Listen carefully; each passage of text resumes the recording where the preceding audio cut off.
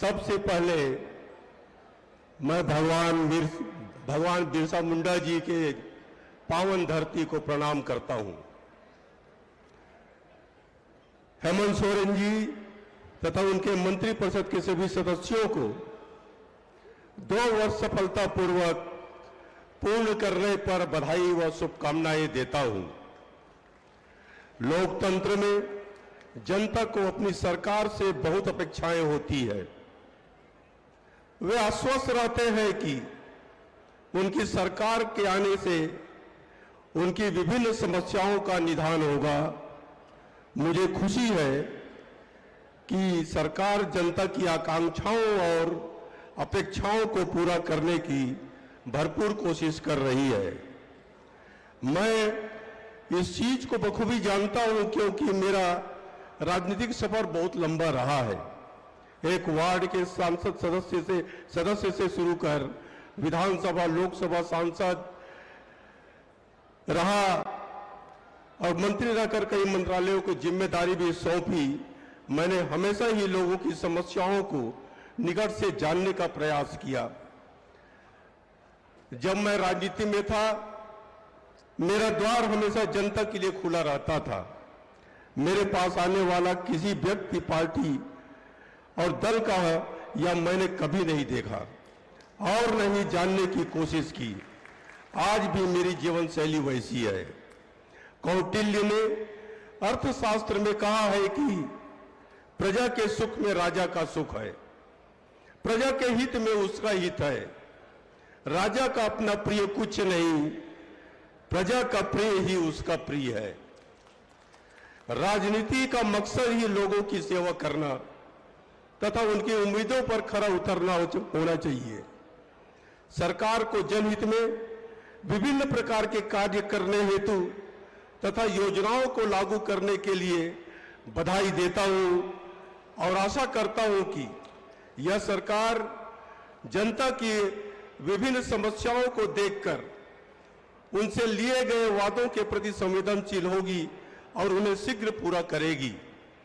सरकार का संकल्प न्याय के साथ विकास के सिद्धांत का पालन करते हुए समाज के हर क्षेत्र में हर वर्ग के विकास के लिए काम करना है।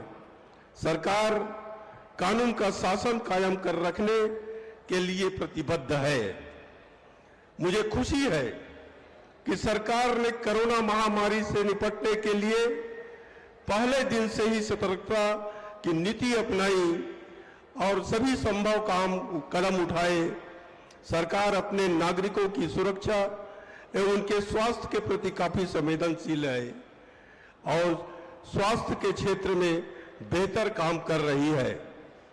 झारखंड के चहुमुखी विकास के लिए मेरी सरकार सतत प्रयत्नशील है। सरकारी योजनाओं का लाभ बिना किसी भेदभाव के दिया जा रहा है। सरकार ने सर्वजन पेंशन योजना की शुरुआत की, जो कल्याणकारी दायित्वों के निर्वहन में एक महत्वपूर्ण कदम है। सरकार ने वर्ष 2021 को नियुक्ति वर्ष घोषित किया है।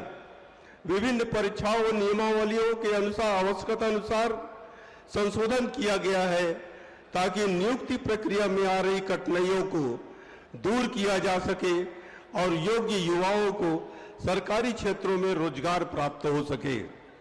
विगत दिनों समाचार पत्रों में पढ़ा कि पारा शिक्षकों के साथ सरकार द्वारा सफलतापूर्वक समझौता कर लिया गया। उनके वेतन में वृद्धि की गई और अब उन्हें सहायक प्राध्यापक के नाम से जाना जाएगा। आशा है कि शीघ्र ही इसी प्रकार अन्य समस्याओं का भी मेरी सरकार समाधान निकालेगी। राज्य सरकार इसी तरह शिक्षा, स्वास्थ्य, ग्रामीण विकास, महिला सशक्तिकरण व महिला सम्मान की दिशा में सफलतापूर्वक कार्य कर लोगों के सामाजिक आर्थिक विकास में महत्वपूर्ण भूमिका का निर्वहन करेगी, ऐसा मेरा विश्वास है। शासन को जवाबदेह बनाए रखकर आम नागरिकों के अधिकारों की सुरक्षा तय करने में महत्वपूर्ण भूमिका निभाने वाली मीडिया को लोकतांत्रिक व्यवस्था का चौथा स्तंभ माना गया है। सरकार ने लोकतंत्र के इस चौथे स्तंभ को और सशक्त बनाने के उद्देश्य से झारखंड राज्य पत्रकार स्वास्थ्य बीमा योजना नियमावली 2021 का गठन किया है। इसके माध्यम से बीमा धारक मीडिया प्रतिनिधियों सहित उनके पति पत्नी एवं 21 वर्ष तक की आयु के 2 अविवाहित पर एवं निर्भर संतान को ग्रुप मेडिक्लेम के अंतर्गत कुल 5 लाख रुपए तक की चिकित्सा खर्च की सुविधा प्रदान की गई है। यह एक सराहनीय कदम है। शासन व्यवस्था में जनता की भागीदारी सुनिश्चित करने के लिए हमारी सरकार ने आपके अधिकार, आपकी सरकार आपके द्वार कार्यक्रम की शुरुआत की है, जिससे शासन में हर स्तर पर जनता की भागीदारी सुनिश्चित हो, साथ ही उन्हें सरकार की विभिन्न लोक कल्याणकारी योजनाओं से अवगत कराते हुए उनकी समस्याओं का तीव्र गति से निष्पादन किया जा सके।